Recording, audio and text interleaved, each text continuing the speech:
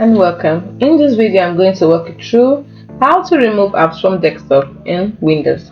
Now there are two main ways to remove apps from your desktop. The first way is to delete the icon and the second way is to uninstall the app.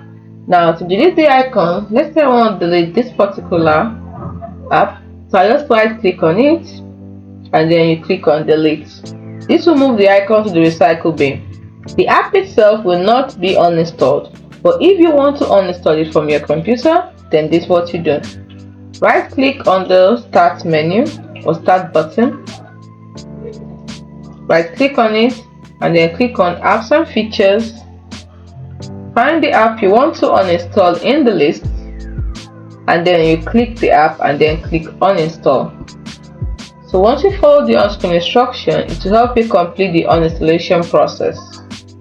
Note that uninstalling an app will remove it totally from your computer. If you know you only want to remove the icon from your desktop, simply use the first method. So let's say I want to uninstall CapCut, so right click on, to tap on CapCut, just right click, just click on it, left click and click on uninstall.